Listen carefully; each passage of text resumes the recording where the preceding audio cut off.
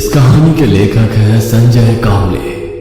दूर सुनसान और झाड़ियों से घिरे इलाके के बीच बसे उस घर के बाहर एक अजीब सी खामोशी छाई हुई थी। रात का वक्त होने की वजह से पूरा इलाका किसी मुर्दा इंसान की तरह बिल्कुल बेजान और काफी खौफनाक लग रहा था। तभी धीमी हवाएं चलने लगी और इतनी देर से बेजान नजर आ रहा वो इलाका किसी शैतानी आहट से थर्रा उठा। पेड़ों के पत्तों की सरसराहट सुनाई देने लगी। इतने में उस सुनसान इलाके में बसे उस घर का दरवाजा धीरे धीरे खुलता दिखाई देने लगा। उस गहरे सन्नाटे में दरवाजा खुलने की आवाज घूमने लगी। उस आधे खुले दरवाजे से कोई चलता हुआ बाहर निकलने लगा। अंधेरा काफी होने की वजह से कुछ साफ नजर तो नहीं आ रहा था, पर देखकर तो लग रहा था कि 7-8 साल का कोई छोटा बच्चा होगा। बाहर निकलकर धीरे धीरे चलता हुआ वो उसी घर के पीछे की ओर फैले जंगल की तरफ जाने लगा। वो इस तरह से जा रहा था मानो कोई अनजान ताकत उसे अपनी तरफ खींच रही थी। उस जंगल के संकरे रास्ते पर बिखरे पेड़ों के सूखे पत्तों पर पैर पड़ते ही पत्तों के मसलने की और टहनियों के चटकने की आवाज सन्नाटे को और खौफनाक बना रही थी। कुछ दूर जाने के बाद वो एक जगह रुक गया। आसपास कुछ पेड़ थे जिनकी टहनियां आपस में लिपटी हुई थी। वह सामने एक जगह पर अपनी नजरें गड़ाए देखने लगा। जंगल के काले अंधेरे में उसकी नजरों ने कुछ डरावना देख लिया था। वो मुड़कर भागने वाला था, पर उसके पैर जैसे जमीन में धंस चुके थे। उसने नीचे अपने पैरों की तरफ देखा तो उसकी आंखें फटी की फटी रह गई। वो एकदम से उस झाड़ियों से घिरी जमीन पर गिर पड़ा।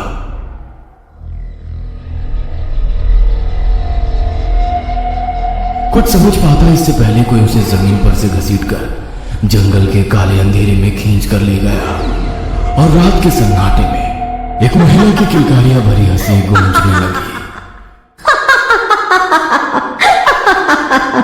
कुछ महीनों बाद दोपहर के समय एक कार शहर की आवाजाही से गुजरते हुए पासी के गांव की तरफ जा रही थी। गाड़ी चलाते हुए वो फोन पर बात करने लगा। हाँ, इसी शहर में ट्रांसफर हुआ है। हाँ, नया शहर, नए लोग, नया घर। तुझे बताने वाला था पर सोचा सरप्राइज दूंगा। हाँ, रागिनी और मिताली दोनों को भी लेकर आया हूं। चल, जल्दी मुलाकात होगी। Okay, bye. हाँ, कहकर उसने मोबाइल साइड में रख दिया। पास वाली सीट पर बैठी रागिनी ने पूछा, किसका फोन था? कॉलेज का एक दोस्त है जो इसी शहर में रहता है। उसकी बेटी मिताली अपनी बिल्ली के साथ पिछली सीट पर बैठी खेल रही थी। कुछ ही देर में वो झाड़ियों से घिरे एक मकान के पास पहुंचे। सब गाड़ी से उतरकर खुशी से उस घर को ही देख रहे थे, पर उनकी बिल्ली गाड़ी की खिड़की से घूर घूर कर उस घर की तरफ देखने लगी, जैसे उस घर के आसपास ना होकर भी कोई मौजूद था। रात के करीब 2 बजे होंगे। रागिनी और रितेश दोनों गहरी नींद में सोए थे, सिवाय उनकी 4 साल की बेटी मिताली के। मिताली उनकी पालतू बिल्ली को ही देख रही थी, क्योंकि उनकी बिल्ली लगातार आवाज कर रही थी। कभी दरवाजे के पास जाकर आवाज करने लगती तो कभी एकदम से दरवाजे से दूर हटकर चीखने लगती। मिताली को बिल्ली की यह हरकत थोड़ी मजेदार लगी तो वो बेड से उतरकर दरवाजे के पास गई। तभी दरवाजे से बाहर किसी के चलने की आवाज आई। छोटी मिताली सामने उस दरवाजे को देख रही थी कि तभी दरवाजे का लॉक अपने आप घूमकर खुल गया और दरवाजा धीरे से अंदर की ओर खुला। बाहर काला घना अंधेरा था। उस अंधेरे को देखकर मिताली थोड़ी सी डर गई। वो 2 कदम पीछे हटी थी कि तभी उस गहरे अंधेरे में से एक महिला का सफेद पर झुका हाथ मिताली के सामने आने लगा। शायद उस गहरे अंधेरे में कोई था जो मिताली को अपने साथ आने का इशारा कर रहा था। इधर छोटी बिल्ली मिताली की फ्रॉक को अपने दांतों से पकड़कर पीछे खींच रही थी और मिताली उस गहरे अंधेरे में देखकर अपना हाथ आगे बढ़ा ही रही थी कि तभी बिल्ली की आवाज से रागिनी की नींद खुल गई। अगले ही पल वो हाथ अंधेरे में कहीं गुम हो गया और उसी के साथ दरवाजा भी बंद हो गया। रागिनी की नजर अपनी बेटी मिताली पर गई और उसने देखा कि बिल्ली उसके फ्रॉक को दांतों से पकड़ी हुई है। वो गुस्से से नीचे उतरी और बिल्ली को पैर से दूर हटाते हुए अपनी बेटी को लेकर बेड पर चली गई। सुबह नाश्ते के टेबल पर अपनी बेटी को ब्रेड जैम खिलाते हुए रागिनी रितेश से बोली, तुम्हारी बिल्ली कल मिताली को काट लेती।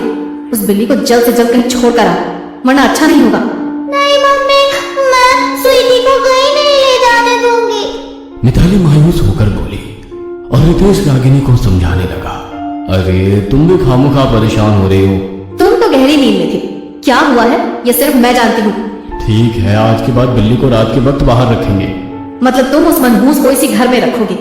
रितेश बिना कुछ बोले अपना बैग लेकर ऑफिस के लिए निकला और रागिनी गुस्सैल नजरों से घर के एक कोने में चुपचाप बैठी बिल्ली को घूरते हुए बोली, आज तो तुझे खाना नहीं मिलने वाला, भूखी रहना।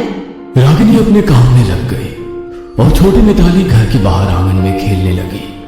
वे लोग जहां रहते थे वहां काफी दूर तक कोई रहता नहीं था। कुछ दूरी पर 2-4 बंद मकान थे, पर शायद वहां अब तक कोई भी रहने नहीं आया था। उनके बंगले से कुछ ही दूरी पर एक गार्डन भी बनाई गई थी। बाहर अपने आंगन में खेलती मिताली की नजर गार्डन के एक झूले पर गई, जो हवा के झोंके से धीरे धीरे हिलता नजर आ रहा था। मिताली अपने आप झूलते उस झूले की तरफ देख रही थी। रागिनी किचन में खाना बनाने में व्यस्त थी। उनकी पालतू बिल्ली आवाज करते हुए रागिनी के पैरों से खेल रही थी। शायद उसे भूख लगी थी, पर रागिनी अभी भी उस पर गुस्सा थी। पर आखिरकार रागिनी ने बिल्ली को कुछ खाने को दिया, पर बिल्ली एकदम से चुप हो गई और गर्दन घुमाकर दरवाजे की तरफ देखने लगी। अब क्या हुआ? नखरे मत करो, खा लो वरना वो भी नहीं मिलेगा। रागिनी आगे कुछ बोलती कि तभी बिल्ली तेजी से दरवाजे से बाहर दौड़ पड़ी। रागिनी हैरान नजरों से उसे देखती रह गई। रात के 10 बजने को थे। मिताली बेड पर आराम से सो रही थी। उसकी बगल में रितेश लैपटॉप पर काम कर रहा था और रागिनी आईने के सामने अपने बाल बनाते हुए बोली, मैं कुछ नहीं जानती। कल के कल इस मनहूस को कहीं दूर छोड़ देना। आज मैं वक्त पर ना पहुंचती तो पता नहीं क्या हो जाता। अरे तुम भी ना, बच्चे धूप में खेलते हैं, उसी वजह से मिताली को चक्कर आ गया और बेहोश हो गई होगी।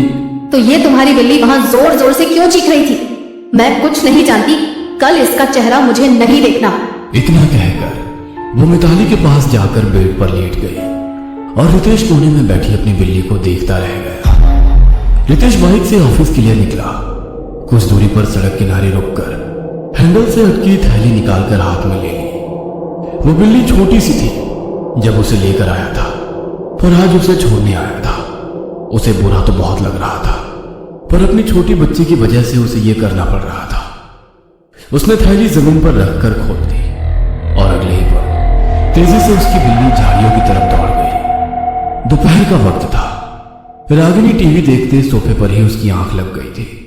वहीं रागिनी के बगल में अपनी छोटी गुड़िया के साथ खेलती मिताली की नजर एकदम से ऊपर दूसरे माले पर खत्म होती सीढ़ियों पर गई। ऊपर अंधेरा था, पर उस अंधेरे में भी एक धुंधली सी सफेद परछाई नजर आ रही थी और सब जैसे एकदम से शांत हो गया। मिताली?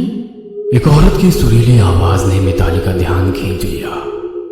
उस धुंधली परछाई को देखकर मिताली मुस्कुराई और सीढ़ियों की तरफ चलने लगी। मिताली अब सीढ़ियों के पास खड़ी ऊपर देखने लगी।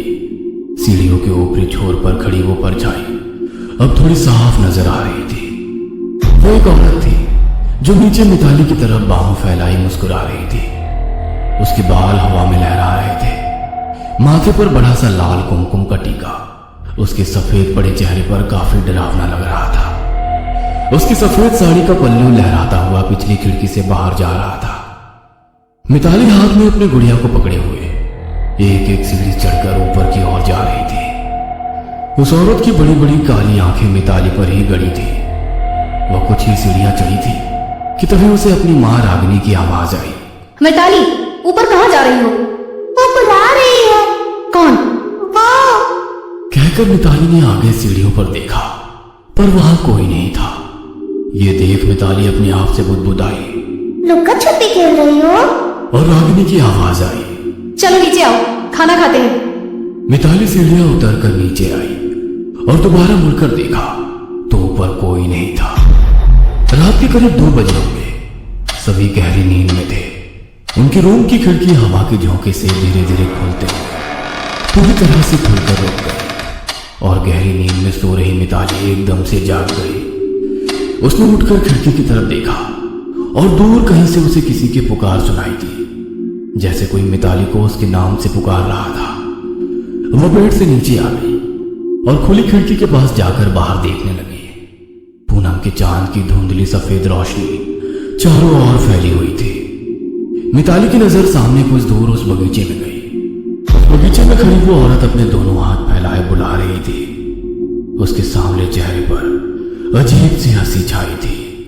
हाथ फैलाए मिताली को बुलाते हुए वो धीरे धीरे पीछे की तरफ सरकने लगी और सरकते हुए उस झूले पर जाकर बैठ गई। अब धीरे धीरे झोंके लेकर उसने दोबारा मिताली को आवाज लगाई। मिताली ने अपनी रूम के दरवाजे की तरफ देखा तो वो आधा खुला हुआ था और दरवाजे के बाहर फैले घोप अंधेरे में वही औरत खड़ी थी जो उस बगीचे में झूले पर बैठी हुई थी। मासूम मिताली को यह सब टीवी सीरियल में दिखने वाले जादू की तरह लग रहा था। वह कदम बढ़ाते हुए दरवाजे से बाहर उस घोप